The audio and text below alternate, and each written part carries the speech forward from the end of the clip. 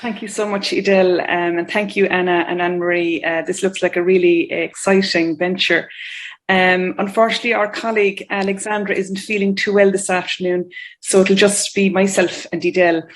So I myself am a geographer, and Edel works with DCU Studio. And just to put this into context, the module GY105 was a module that was presented face-to-face for the last 10 to 12 years. And this year, in collaboration with DCU Studio, we put the module online. So basically, Edel and Aleksandra designed the module online, and I created the content. The module itself focuses on skills development for students.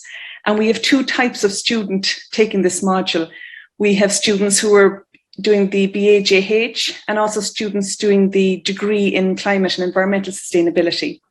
And this is all part of the DCU Futures programme.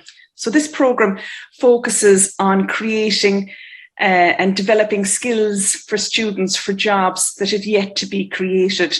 And a key focus here is what is called transferable or transversal skills. So in the future, our students will change careers 3 to 4 times. So they do need to be able to adapt and change, not only to market changes, but also to changes within society, within the economy, and also in relation to technology. So they need to have a range of skills. They need to be independent, autonomous learners with an ability to adapt to change. Thank you, Edel. So just to give you a background on the content, it's very much a skills-based course. So it teaches our students skills in terms of how to learn, how to write essays, how to reference, how to give presentations, how to debate, and how to present material using technology like Excel, and presenting your data online as well in the form of presentation skills using videos. So what do our students learn? So really they learn how to collect and analyse data and how to present it. And it's a very much a human-centric focus on local development. The transversal skills, as I said then, very much focus on critical thinking, communication skills, working in teams, and becoming independent, autonomous learners. Thank you, Edel. So we used the theme, What's Good in My Hood? And What's Good in My Hood was an initiative that was designed by Mia Price in New York. And this was very much based on taking primary school children out into their locality and asking them what's good or not so good in my hood. And this comes from an environmental justice perspective. So we took the idea and we developed 5 questions of our own based broadly on the what's good in my hood concept. So the 5 questions we asked our students to do was to write about their local area in terms of the place name, what does it mean? We asked them then to take a photograph of their local area and to write 5 lines on it. We then asked them to write and come up with a historical photo on their local area. So they could talk to their family and friends and neighbours and find access to a historical photo that they could talk about. So an example here is an image of an elephant in a garden in Kinnegad in 1968. And my father-in-law told me a great story about the circus coming to Kinnegad every year since the 1940s. And as a child, his great memories of seeing the different types of animals and eating candy floss.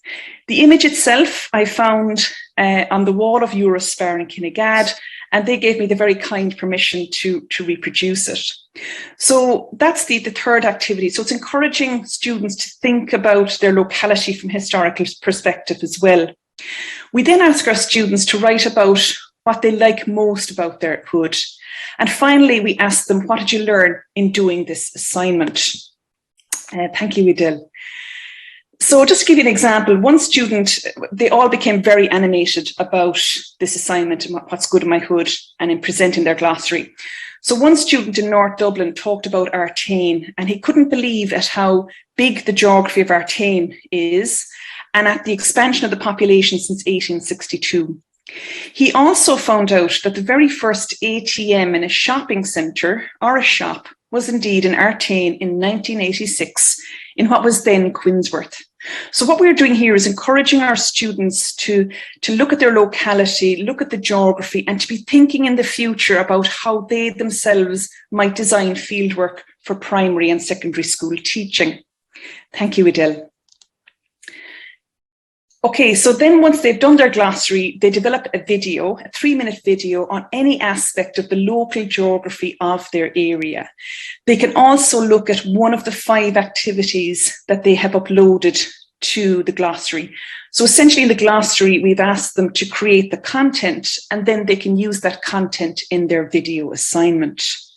Thank you, Edel. Great, and I'll just speak a little bit more about the development of the assignment, and particularly the move to the online.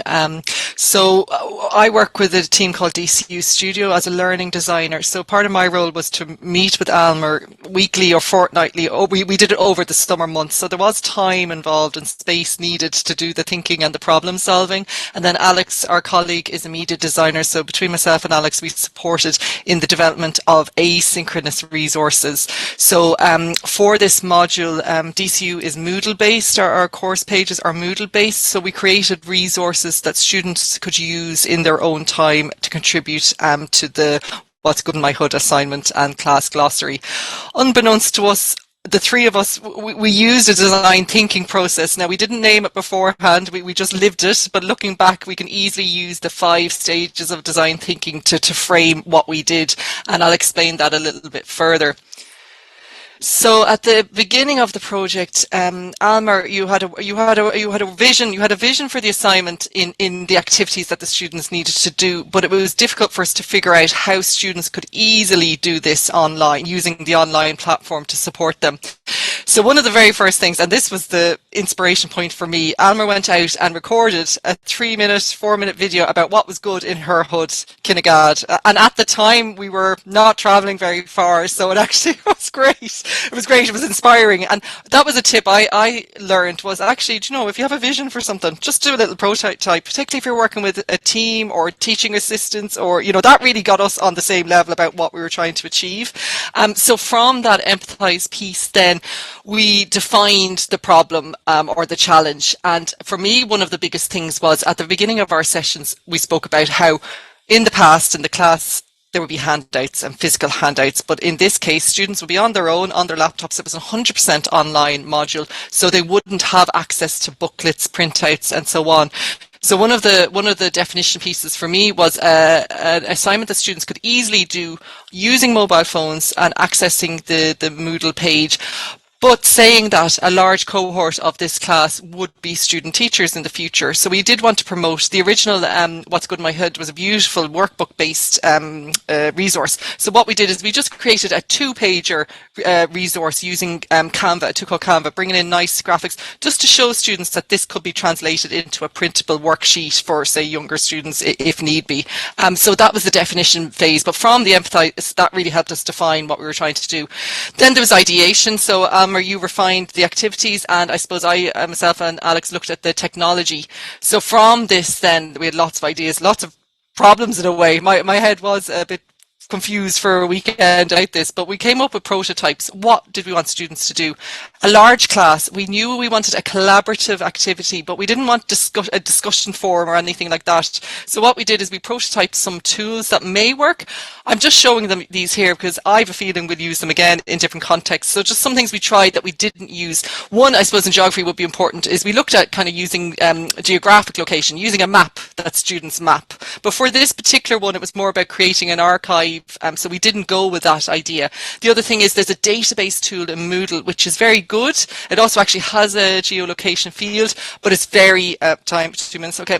It's very restrictive. So we ended up working to this glossary, and I'll show you the glossary example. And testing, really, to be honest, testing is this year with the students, and we're kind of, Almar is in the process of gathering feedback. So I'll just show you some screenshots of the glossary. I mentioned students just create an entry using their neighbourhood name. So you can see here the B's and the C's. So we have an index, and this is the view from a mobile phone. All students could edit their own entry in their own time. So they always had access to add on to their own entry. So this is a close-up of, so you see activity 1 that Almar had set out, activity 2. So this just to give you a viewpoint of the glossary. So I'm going to hand over to you, Almar, briefly to talk about what worked and what didn't. So what worked really well was the What's Good in My Hood glossary and the video assignment. That really was exceptional. However, there was mixed engagement really in terms of they did a debate in class. So some groups were excellent and some just for whatever reason, didn't excel. The discussion forums didn't work. We also gave them the opportunity to submit their introduction for their essay. Only 38 students out of 151 actually took up that opportunity, and the reflective forums just didn't work at all. Thank you, Edel. Great. So really, yeah, I suppose what we were saying, yeah, it's important to be honest as well around what we had a vision hoping would work, but definitely the what's good in my hood was the success from the engagement point of view. I think you'd agree, Almar. Absolutely. Yeah. Great. Thanks, Edel. So I think we'll leave it there. The final slide. Oh, sorry. No, go Almar. Sorry, the final slide. Sorry. Go for it. Go for it, Almar. Will you click it there, Edel? Sorry, thanks. Yeah, sorry about that. Okay, so just in terms of engagement, we looked at the actual participation of the group, 151 students. 60% attended between 81 and 100% of the module tutorials online. Just 13.3% completed between 81 and 100% of the pre-class activities. So these were pre-class activities before the online tutorial.